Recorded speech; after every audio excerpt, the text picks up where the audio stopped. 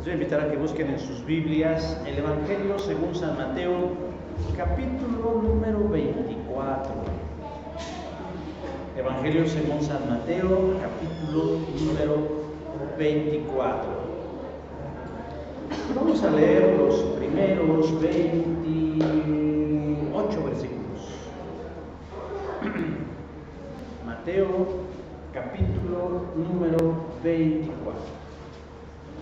Conforme lo vayan encontrando, voy a pedir que se vayan poniendo de pie y hagamos la lectura de esta porción de la Escritura, Mateo 24,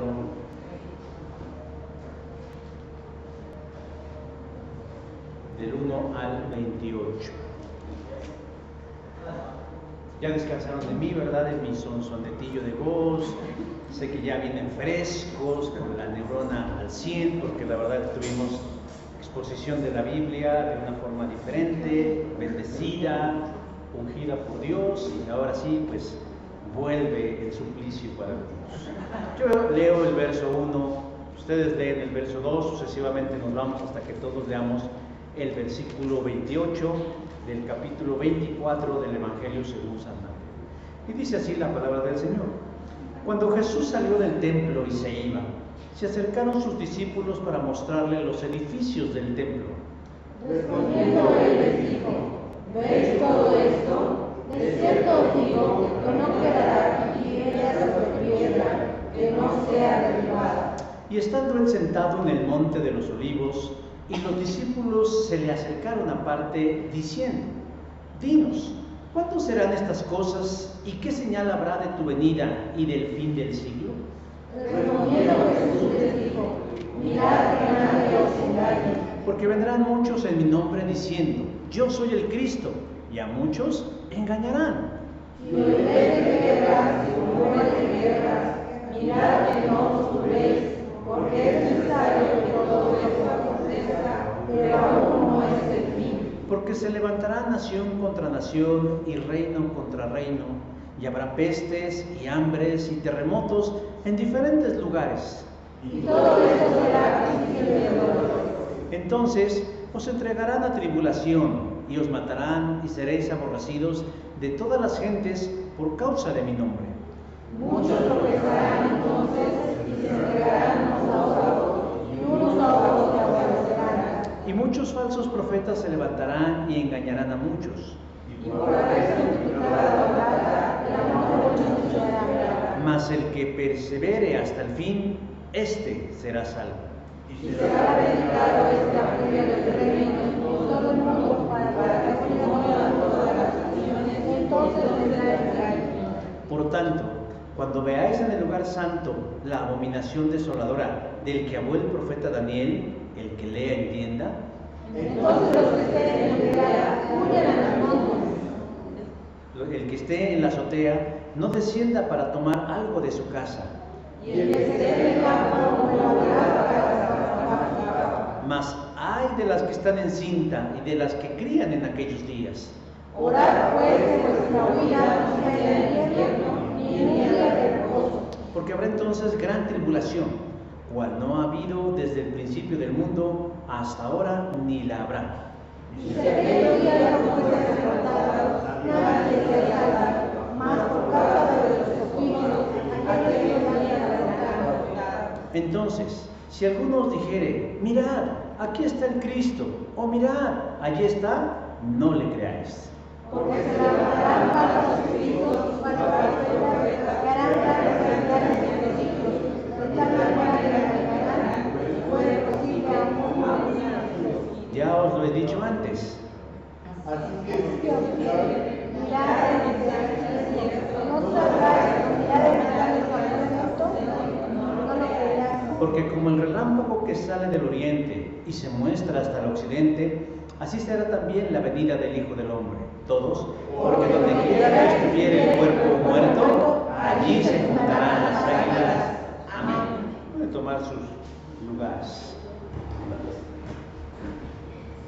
A finales del mes de julio del presente año, 2023, año de gracia, un expiloto de la Marina de los Estados Unidos y exoficial de inteligencia, David Grush, declaró bajo juramento que el Congreso de su país rescató restos biológicos no humanos de objetos voladores no identificados, ovnis para los cuates, los cuales los tienen ocultos en lugares estratégicos. Cruz dijo también que el gobierno de su país está al tanto de actividad no humana desde la década de 1930. Pues ahora resulta que todo era cierto. Existen los extraterrestres. Y el gobierno del país más poderoso del mundo lo sabía. Pero además dicen tener restos, fragmentos, evidencias de estas naves y de sus tripulantes. Jaime Maussan ha de estar feliz porque por fin el mundo le hará justicia.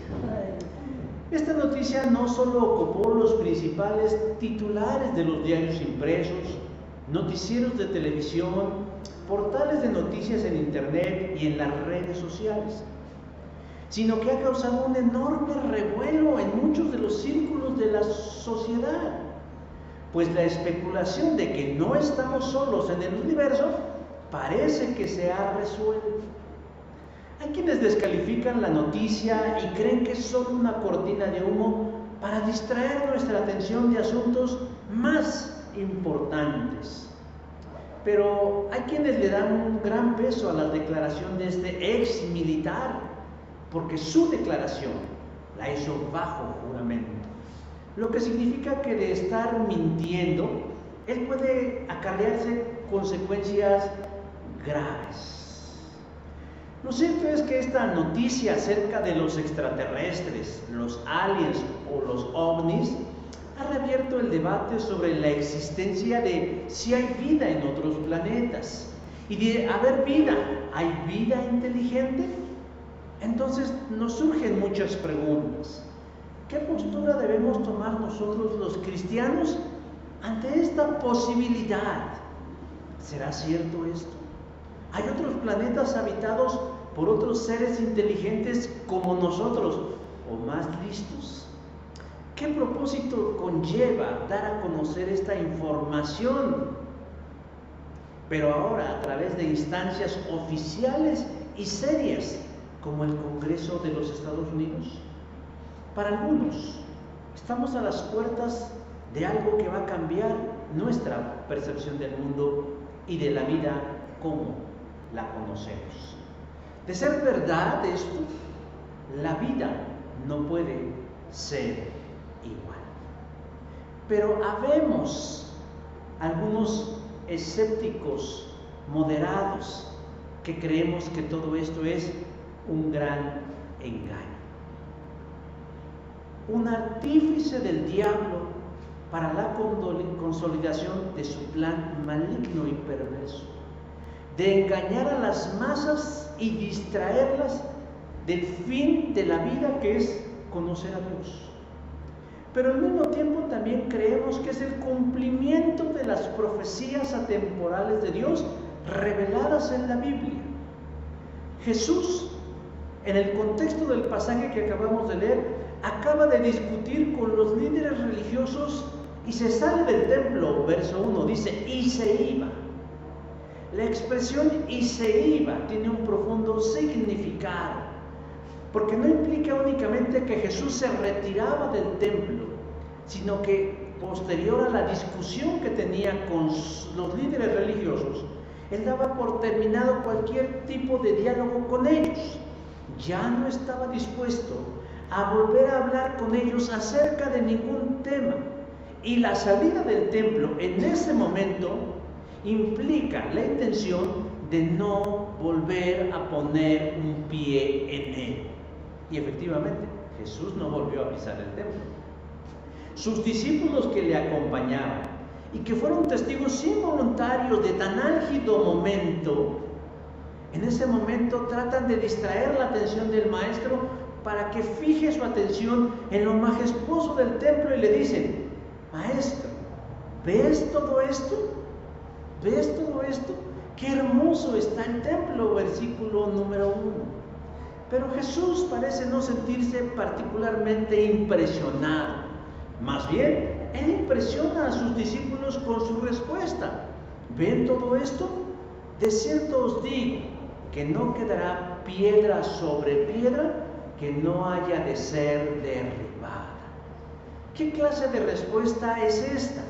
Ellos queriendo, entre comillas, tranquilizarlo del mal momento que acaba de pasar. Ahora ellos son los intranquilos, porque la sola imagen de que el templo de Dios, sede de la presencia misma de Dios, que ya sabemos que ya no estaba ahí, iba a ser destruido. El templo al que se refiere Jesús fue aquel que es reconstruido por Esdras y Zorobabel, y que fue terminado en su totalidad en el año 63 después de Cristo por Herodes, y que quedaría hecho una ruina según las palabras de Jesús. Pasado el tiempo, nos dice el pasaje, estando ellos sentados en el monte de los olivos en un picnic, más tranquilos, se acercan a Jesús y le preguntan: ¿cuándo serán estas cosas? ¿Y qué señales habrá de tu venida y del fin del siglo? Versículo 3. Ellos le hacen dos preguntas a Jesús. Hay quienes dicen que le hacen tres, pero vamos a quedarnos con que le hacen dos preguntas a Jesús. La primera de ellas: ¿cuándo será la destrucción del templo? Y segunda, ¿cuándo es, cómo sabremos, el final de los tiempos? Estos temas, hermanos, escatológicos, porque escatología quiere decir el estudio de los eventos que están por venir, resultan fascinantes, seductores, atrayentes y polémicos para el creyente, pero también para el no creyente. Por eso se han desarrollado diversas interpretaciones acerca del fin de los tiempos. Pero un elemento indiscutible en la discusión, valga la redundancia, del análisis del fin de los tiempos es el engaño. Pues Jesús en su discurso menciona 3 veces que no deben dejarse engañar. Y les advierte a no ser víctimas del engaño. Porque detrás del engaño hay una mente maestra. El padre de mentiras, según Jesús en Juan 8:44, que está preparando el terreno para traer al mundo lo que sería posiblemente el más grande engaño de todos de los tiempos modernos. ¿De qué se trata? ¿Sabe con qué? Parece ser que tiene que ver con esta noticia de los extraterrestres y de su papel en el tiempo inmediato. Yo hoy quiero compartir con ustedes 3 respuestas a 3 preguntas fundamentales acerca del engaño, no de los extraterrestres, porque yo no soy ufólogo, pero sí establecer una postura teológica acerca de cómo el diablo utilizará esta fascinación para engañar a las personas, diciendo Jesús que inclusive a sus elegidos. Versículo 24. Por eso la primera pregunta que debemos hacerle al texto es: ¿cuándo seremos engañados? ¿Cuándo nos dice Jesús que nosotros podemos ser víctimas del engaño? Versículo 4 dice: mirad que nadie los engañe. Luego de que Jesús le dijera a sus discípulos qué sucedería con el templo, estos, como dije, se quedaron chatos, confusos. Por eso van a Jesús y le preguntan: ¿cuándo el templo será destruido? Y eso es natural. Lo que me llama la atención es que ellos preguntan acerca de la segunda venida de Jesús y del final de los tiempos. Y digo que me resulta interesante por el momento en el que ellos están haciendo esta pregunta, porque todavía ellos no tenían en claro todos los asuntos en relación al reino de Dios. Pero el Espíritu Santo los estaba utilizando en ese momento para que a nosotros y a todas las generaciones Él nos pudiera responder sobre un asunto tan importante. porque sabemos que todo tiene un principio, pero también todo tiene un final. Y así como nuestra vida tuvo un comienzo, también tendrá un final. De la misma forma, el mundo que nos rodea, en donde vivimos, tuvo un comienzo, pero también tendrá un final. Y es natural que nosotros queramos saber si seremos nosotros los actores principales del final de los tiempos. Y eso inquieta a todas las personas. Pero como decía hace un rato, las respuestas de Jesús pueden parecernos confusas si las leemos únicamente por encimita. Y esta lectura por encimita de las palabras de Jesús ha traído una polémica en el análisis del texto, pues se interpretan las palabras de Jesús de manera literal y quieren que cuadren en una lógica y en una línea del tiempo. La gente o nosotros entendemos el tiempo de forma lineal. Si hablamos de la vida, pensamos nacimiento, crecimiento, desarrollo, muerte. Ese es un entendimiento lineal de la historia. Cuando alguien nos quiere explicar la historia, lo hace cronológicamente. Pero ¿qué creen? Es ahí donde ocurre el error de muchos. El mensaje escatológico de Jesús no puede ni debe ser leído de esta manera. No podemos utilizar la lógica del hombre ni la linealidad del tiempo, porque resulta que los eventos en los que Jesús nos habla son atemporales. ¿Qué significa esto? Que el cumplimiento de lo que Él va revelando puede irse cumpliendo en diversos momentos de la historia y en más de una ocasión. Juan el apóstol recibió del ángel de Dios las siguientes palabras: escribe las cosas que has visto, las que son y las que han de ser después de estas.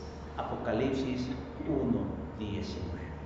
Como podemos darnos cuenta, la lógica de Dios es distinta a nosotros, porque su revelación abarca diferentes tiempos en nuestra historia. Las cosas que has visto en el pasado, las cosas que son en el presente, y 3, las que han de ser después de estas, futuro. Digo esta explicación un poco complicada, porque la mayoría de las veces cuando se trata de este tipo de asuntos, quien expone estas verdades lo hace de manera lógica y lineal, y entendiendo los tiempos como él los puede comprender. Jesús podría estar hablando, o está hablando más bien, de asuntos que se van a cumplir inmediatamente, pero también en un mediano plazo y también en un largo plazo, y no como a muchos nos gustaría que fuera. Pero antes de que Jesús empiece a contestar como tal la pregunta de sus discípulos, Él les hace una advertencia muy importante. Y lo hace varias veces. Ya lo hemos dicho, cuando Jesús dice algo una vez, es importante. Cuando Jesús lo dice 2 veces, es más importante. Pero cuando Jesús lo dice 3 veces, debe ser muy relevante. ¿Y cuál es la advertencia que Jesús les hace a ellos? Que no se dejen engañar. Porque un asunto como el final de los tiempos se presta para el engaño. Si revisamos nosotros la historia del cristianismo, nos daremos cuenta cómo se ha ido cumpliendo la advertencia de Jesús, de cómo ha habido gente que ha querido engañar a la iglesia, al pueblo de Dios y al mundo en general acerca del final de los tiempos, de tal forma que hoy en día la advertencia de Cristo sigue siendo igualmente vigente. No nos dejemos engañar por nadie. Pero ¿quién nos va a engañar? ¿Quién tiene interés en mantenernos en la oscuridad? En parte, por lo que dije hace un momento, a veces de manera ingenua y bien intencionada, la gente cuando lee temas acerca del futuro o escatológico, lo hace como le viene en gana, tergiversando o corrompiendo la verdad. Pero además, lo tenemos que reconocer, que hay un enemigo cerca de nosotros, interesado en sembrar en nuestra cabeza la duda y la desconfianza acerca de Dios. Te dije hace un rato que Jesús desenmascaró al diablo diciendo que él era el padre de mentira. En él se origina todo engaño que podamos creer. Hay quienes dicen que él fue el primer mentiroso de la historia cuando se acercó a la mujer y la engañó con sus preguntas. Pero la verdad yo me quiero ir un poquito más atrás. Yo creo que Satanás, desde que se encontraba en el cielo, ya era engañador en potencia, porque él tenía en su corazón la semilla del engaño y pretendía engañar a Dios pareciendo ser lo que ya no era, un ángel de luz. Pero tarde que temprano salió al descubierto su verdadera naturaleza y fue desterrado de las regiones celestiales y ahora habita en este mundo, el cual por cierto es su reino. El diablo es astuto. Él no va a venir aquí con una playera que diga yo soy el diablo. Tampoco nos va a mandar un mensaje diciendo yo los quiero engañar. Él, contrario a lo que nos puede dictar nuestra lógica y nuestra razón, él no engaña a la humanidad con mentiras flagrantes diciendo la luna es de queso y las vacas vuelan y los elefantes se inflan por la trompa, porque eso no solo es estúpido, sino es absurdo. Él va a utilizar una mezcla de cosas y de elementos verdaderos y elementos de mentira, y lo mezclará de tal manera que parecerá que todo es verdad. Él no va a decir una mentira abierta y flagrante, sino sutil y subliminal. Que por cierto, la palabra subliminal quiere decir por debajo de la luz, es decir, oscura, no clara. El engaño del diablo, decía entonces, es una mezcla de mentiras con verdades, lo cual lo hace complicado de descubrir y porque a él le interesa que la persona sin Cristo esté perdido y confundido, y en relación al pueblo de Dios que esté también confundido, pero además dividido acerca de las diversas interpretaciones acerca del final de los tiempos. Por eso Jesús dice, nadie os engañe, versículo 4. Ahora, el diablo no actúa solo, no es un ser solitario, sino que, amén que se hace acompañar de huestes espirituales de maldad, también se hace de instrumentos humanos, no poseídos. Es decir, el diablo no posee necesariamente a la gente para que ésta haga su voluntad, sino que estos les sirven de vehículo, voluntaria o involuntariamente, para movilizar sus engaños. Se prestan para difundir sus mentiras. Es más, están convencidos que esas mentiras son verdad. Ahora, ¿cuándo somos engañados?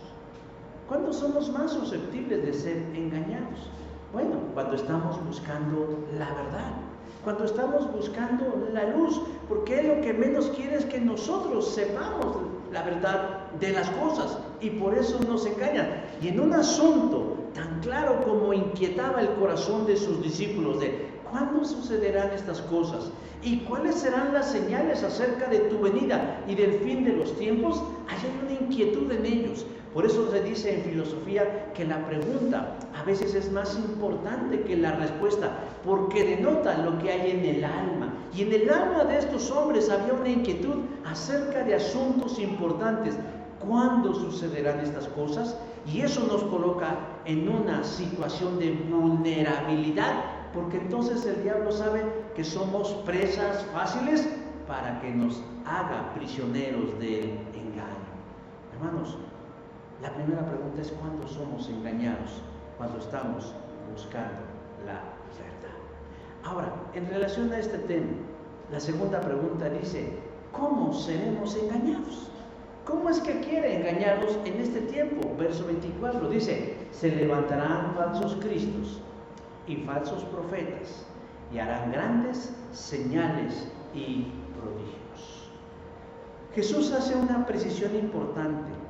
Vendrán en mi nombre diciendo, yo soy el Cristo. Jesús es consciente que el diablo utilizará la imagen del Cristo para engañar a muchos. Y Jesús les advierte que no deben creerle a nadie, ni a cualquiera, ni a la primera. Ustedes son personas inteligentes, se les ve en la cara. Inmediatamente, es más, me siento así, cuánta inteligencia contenida en este lugar. Me siento abrumado, ¿no? Y no es ironía, es una flor. Porque si ustedes no puedo engañarlos. Y precisamente apelo a su inteligencia, que si yo les dijera, yo soy el Cristo, más de uno pondría cara de, tan feo el Cristo, tan chaparro, tan prieto, tan gordo, tan así. Pues claro, porque son inteligentes. Pero hay gente que no es inteligente. ¿Por qué creen que surgen las sectas? ¿Ustedes se han preguntado por qué la gente está en un grupo sectario donde su líder dice, yo soy el Cristo? Tienen obnubilado el entendimiento. ¿Cómo un hombre tan como Jonathan Mesa puede decir que él es el Cristo? ¿Cómo alguien como Joseph Smith puede decir que él es el Cristo? Y no es que se atrevan a decir semejante barbaridad, sino que la gente les crea. Sí, es el Cristo. Jesús era consciente de esos, porque él sabe que hay muchos que se van con la finta. Él es el Cristo. Pero también muchos se van con la finta de que los eventos que Jesús está describiendo en Mateo 24 son las señales de los tiempos, y no es así. Por lo menos a partir del versículo 6 o 7 hasta más o menos el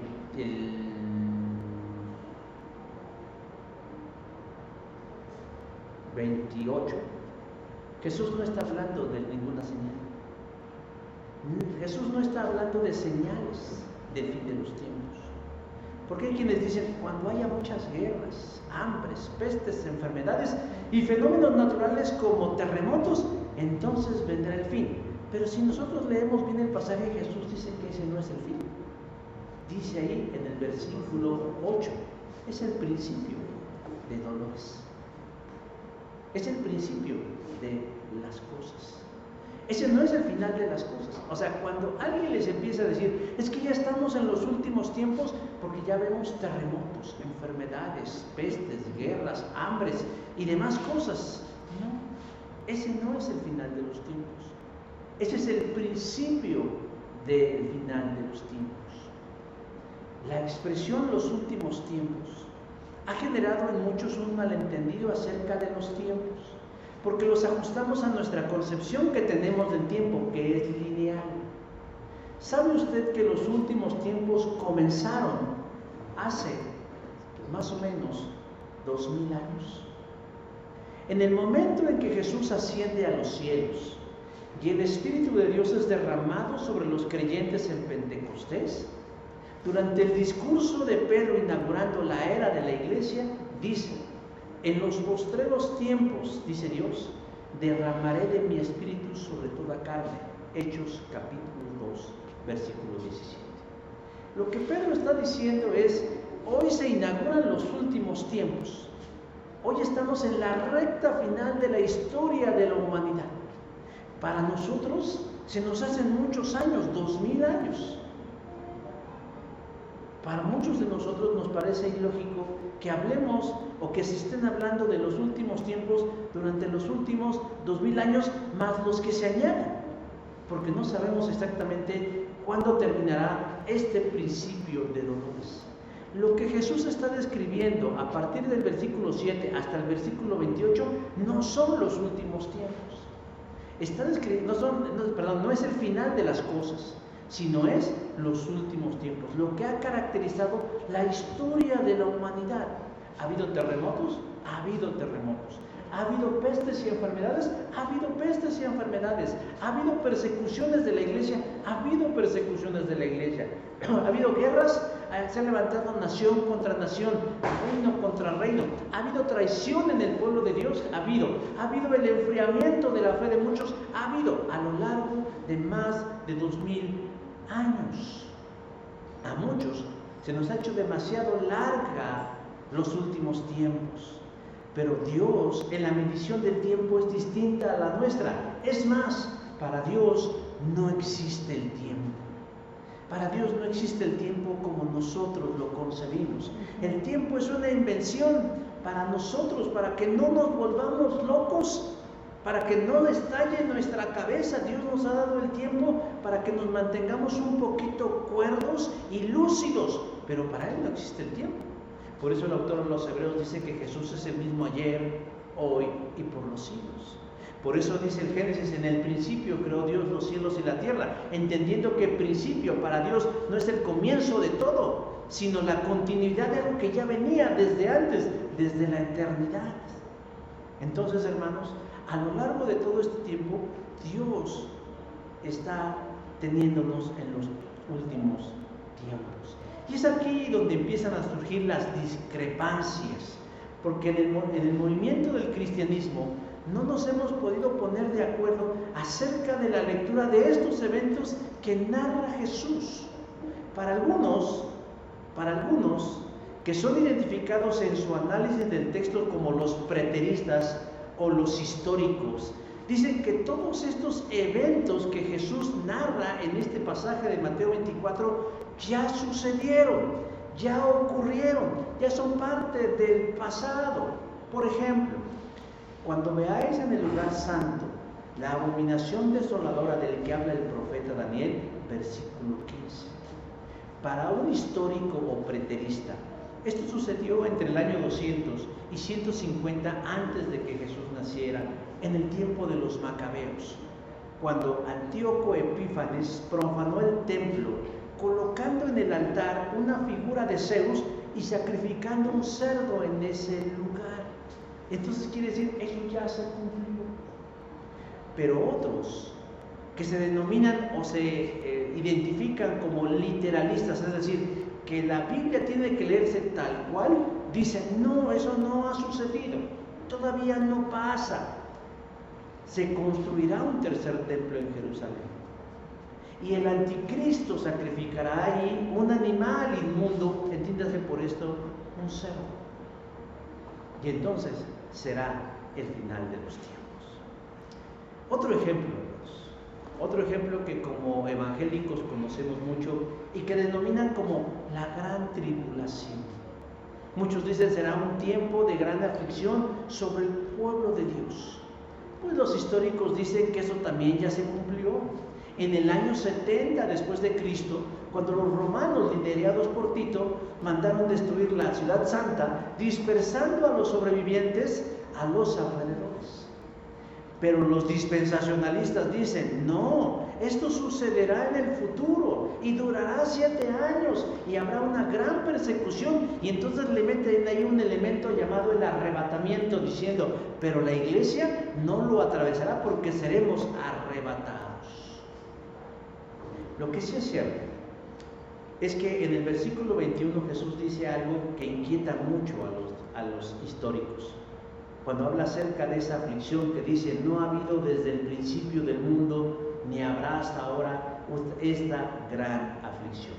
Cada una de las posturas que yo acabo de mencionar y otras más tienen fundamentos sólidos y bien argumentados, pero también tienen huecos y vacíos que han llenado con la especulación.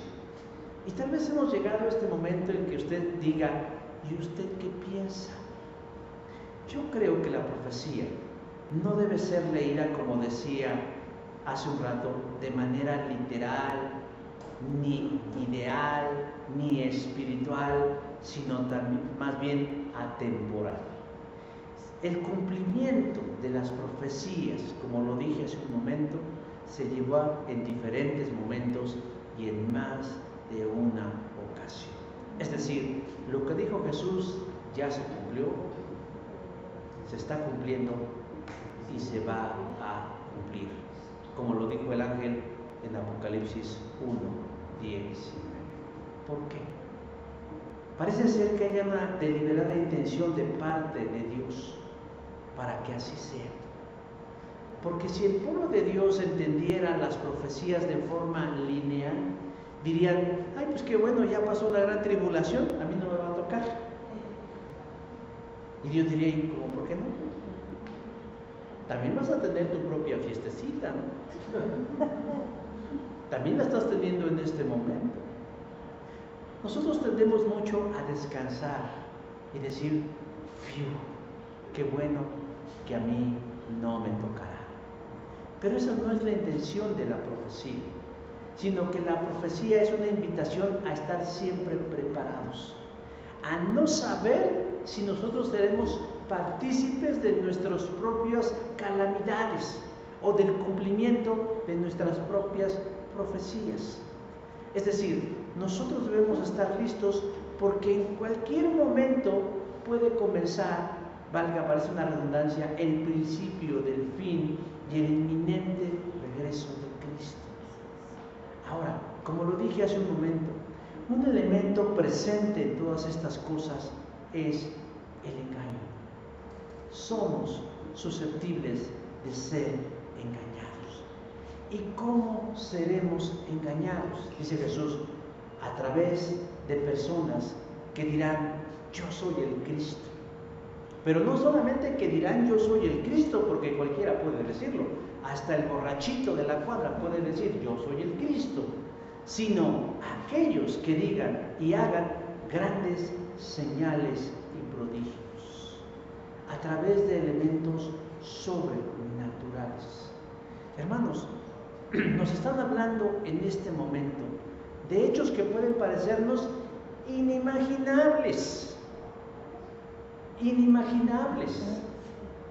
Estamos viviendo en un tiempo de situaciones que en otro tiempo podrían parecer una locura. ¿Quién iba a decir de nuestros abuelos o ancestros que llegaría un día en donde se iba a cuestionar el género? ¿Usted qué es? ¿Un hombre o una mujer? Yo creo que nuestros ancestros nunca se hubieran imaginado que llegaría un momento en donde incluso la ley sancionaría a aquel que pusiera en duda, que dijera que si es un hombre o es una mujer.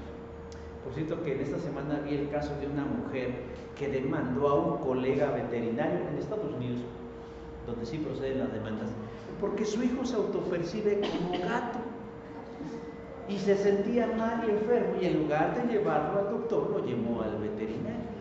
El veterinario le dijo, señora, por anatomía y por sentido común, yo no puedo atender a su hijo porque fisiológica y anatómicamente su hijo no es un gato, es una persona. La madre montó en cólera y lo demandó diciendo, si mi hijo se siente gato, es un gato y debe tratarlo como gato. ¿Quién iba a pensar que íbamos a ser testigos de estas barbaridades? La tecnología está muy avanzada, hermanos. Muchos de nosotros tenemos en nuestras manos dispositivos que nos dan acceso a un mundo infinito de información, los teléfonos inteligentes. Se dice que inclusive el de más baja gama es más avanzado que cualquier computadora del pasado. Las sociedades estamos siendo preparadas y adiestradas para los tiempos en los que vivimos y los que están por suceder. Y no es casualidad que hoy en día se hable abiertamente de que han encontrado o de que poseen material biológico no humano y que en muchos círculos del conocimiento se estén tomando en serio estas cosas. La semana anterior nuestra hermana Ingrid nos compartía su sentir respecto a que ella no creía en la vida extraterrestre, y coincido con ella. Sin embargo, parece ser que en el tiempo futuro y cercano esto será una realidad, porque hay quienes ya postulan algunas teorías de que pueden parecernos hoy absurdas e irreales, pero que no debemos perderlas de vista. Parece ser que en los meses venideros dicen que efectivamente harán su aparición estos seres y los gobiernos del mundo se unirán en contra de ellos porque serán un enemigo común. Hay quienes dicen que estos seres denominados aliens no son otra cosa más que demonios materializados que se harán presentes al ojo del humano para así tenerlo cautivo con estrés y con miedo. Otros más piensan y postulan que miles de millones de personas desaparecerán de la faz de la tierra de manera inexplicable y dirán que fueron abducidos por los ovnis o arrebatados por Jesucristo en su arrebatamiento. Pero detrás de todo esto, hermanos, hay algo oscuro. La Escritura no nos habla de estos seres como nosotros los concebimos, pero hay quienes dicen que son esos espíritus malignos que pueden moverse a velocidades más allá de la física y de las leyes del universo, que no podemos explicar, pero que estarán allanando el camino del anticristo. Hay quienes creen que la masonería también está detrás de todos estos anuncios y que al desaparecer a millones de personas lo harán para hacer experimentos con ellas, como lo hicieron con lo que conocemos como la vacuna del COVID-19. Sé que todo esto suena fantástico, pero todo es posible. ¿Por qué? Porque dice Jesús que nosotros somos susceptibles de ser engañados. Y más, si se hace uso de poderes que van más allá de la comprensión científica y lógica y que nadie pueda explicar. Por ejemplo, en el concierto de Lana del Rey que se presentó hace unos días en el Foro Sol en México, sucedió algo que muchos no pueden explicar. Durante una interpretación de la cantante, un sector del público que estaba frente al escenario, de la nada cayeron al suelo como si fueran fichas de dominó, fueron arrojados al piso y nadie sabe cómo explicar qué sucedió. Se dice que Lana del Rey tiene sus vínculos brujiles y que maneja energías desconocidas para la gran mayoría de nosotros. Como podemos darnos cuenta, dice Jesús que en el final de los tiempos habrán personas que con señales y prodigios se manifestarán diciendo incluso que ellos son el Cristo. Y hace una advertencia importante, de tal manera que engañarán, cumplirán su objetivo, si fuere posible, aún a los escogidos. No les voy a decir quién, porque yo no soy chistoso. Pero hay una persona que yo conozco y ustedes también, que en su red social subió algo así. Los mayas tuvieron contacto con seres extraterrestres. Ahí se los dejo. Y si la encuentran ya sabrán quién es. Pero es un escogido del Señor y está difundiendo esas informaciones de que los mayas tienen información. Mi hermano, no soy yo. No está aquí. Pero hermanos, ven cómo aún la gente en Cristo es engatusada por el maligno. La tercera pregunta ya para terminar. A todo esto, ¿cómo nos defendemos del engaño?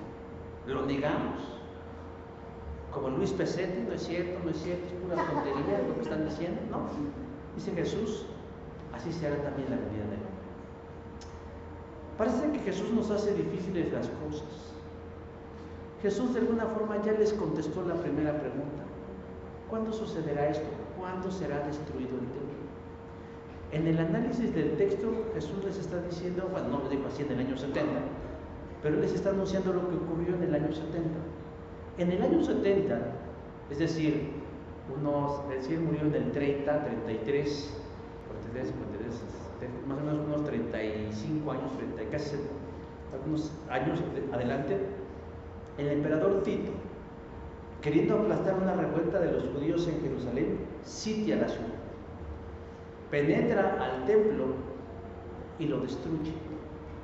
Y los soldados profanan el lugar santísimo colocando ahí sus insignias.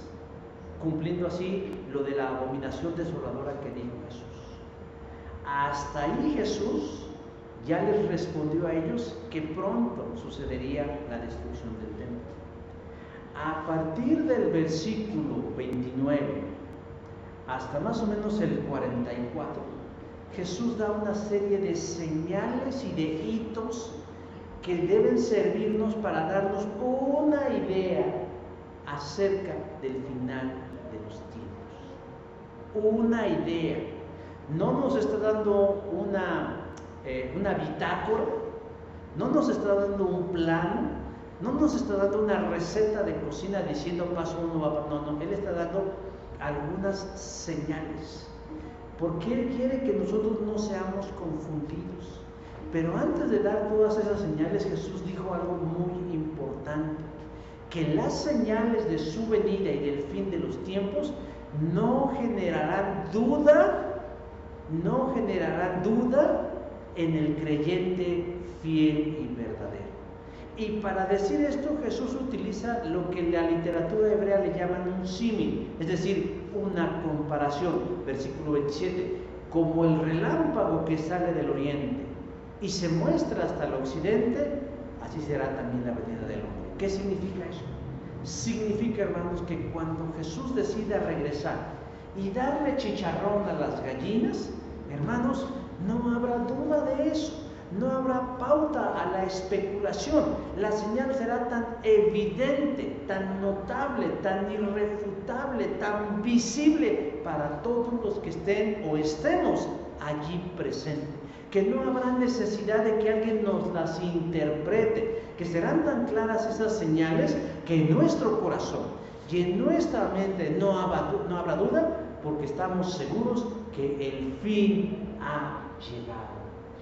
Cuando estuvimos revisando las sectas, una de las características de una secta es que hay un líder que recibió una revelación exclusiva y únicamente para él y que debe ser interpretada única y exclusivamente por él a los demás. Y Jesús dice, no es así.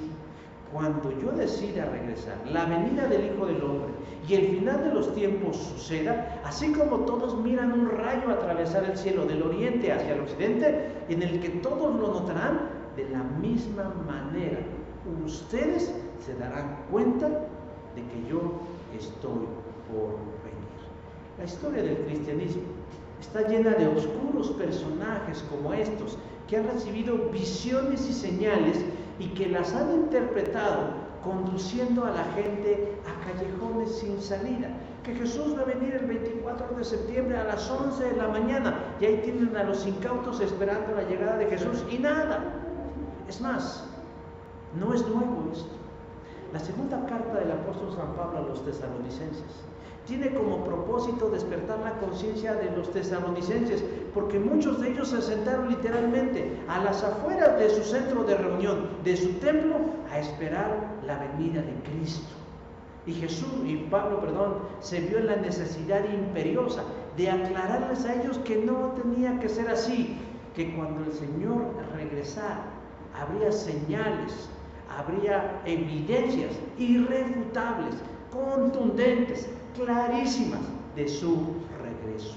Por eso, a partir del versículo 29 hasta el versículo 44, Jesús nos da una serie de pautas que hay que considerar para saber cuándo es el fin.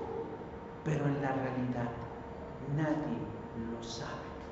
Lo que sí sabemos es que estamos más cerca de ese día que el día que Jesús se fue. Mientras tanto, hermanos, el regreso de Cristo sigue siendo un misterio. Pero de que habremos de ser engañados o de que querrán engañarnos, eso es verdad. Y nosotros debemos estar alertas, con los ojos abiertos, con las antenitas puestas bien claramente y en la comunión con Dios. ¿Hay vida en otras partes del universo? No lo sé. ¿Es posible que Dios haya creado otras formas de vida en otros planetas? Puede ser. Pero aunque así fuera, eso no cambia nuestra realidad. ¿Y cuál es nuestra realidad? Que fuimos hechos a imagen y semejanza de Dios. Que el ser humano pecó contra Dios y necesita un Salvador. Que Jesús vino a este planeta a morir en una cruz por las personas de este planeta, por el perdón de sus pecados, para darnos vida y vida eterna. Lo demás son puras especulaciones que el diablo puede utilizar para engañarnos, que es una realidad para confundirnos. Pero si de pronto surgen seres no humanos o desaparecen personas inexplicablemente, o si son muertas de forma misteriosa como sucedió en Maui, en Hawái, tengan claro de dónde viene todo eso. Por un lado, de una mente maligna que busca engañarnos, pero por otro lado, permitidas por Dios, porque efectivamente se acerca el final de las cosas. El mundo es el reino del diablo y está poniendo sobre la mesa todas sus cartas, porque el fin está cerca y no quiere irse solo, quiere cargarse a la mayor cantidad que pueda, pero se llevará a aquellos que se dejen engañar. Y nosotros no somos susceptibles del engaño, porque Jesús está en nosotros. Amén. Vamos a cerrar nuestros ojos para no distraernos y vamos a orar. Señor Dios, agradecemos en esta hora la oportunidad que nos das de acercarnos a la luz de tu verdad revelada en tu palabra. Y si bien es cierto que muchas de las cosas que encontramos nuestra mente natural no alcanza a comprenderlas completamente, la revelación de tu Espíritu siembra en nosotros la certeza y la seguridad de que estamos en un lugar seguro. Sabemos que los tiempos son malos, pero a raíz de tu advenimiento y de tu salvación siempre han sido malos. Y entendemos que conforme se vaya acercando el final de las cosas serán más malos. Y una de las cosas malas que se cierne sobre nosotros, sobre la humanidad, es el engaño. No permita, Señor, que seamos engañados. No permita, Señor, que seamos confundidos. No permita, Señor, que seamos desviados del rumbo y del camino. Porque si hay o no hay, si existen o no existen, eso no cambia nuestra realidad, ni tampoco nuestra misión, ni nuestro compromiso. Yo sé que a veces como personas buscamos otro tipo de respuestas. Y a veces el diablo nos presenta un menú de respuestas que satisfacen a veces nuestra curiosidad o nuestro morbo. Pero hoy descubrimos, Señor, a la luz de tu palabra, que tú tienes control de todas las cosas, que todo está encerrado en el precioso hueco de tu voluntad, y que quienes hemos confiado en ti, Señor, no solo tenemos una promesa en el cielo, tenemos, Señor, garantía de vida eterna. Ayúdanos a conducir nuestra vida como si fuera el último de esta historia, no con miedo y no con temor, sino expectantes de saber que cuando tú vuelvas, Señor, empezará en realidad la mejor etapa de nuestras vidas. Bendícenos en esta hora con tu sabiduría y con la llenura de tu Espíritu. Y guárdanos, pues, Señor, siempre en el precioso hueco de tu mano. Te lo pedimos, Dios, en el nombre que es sobre todo nombre, el nombre de Cristo, nuestro Señor y Salvador.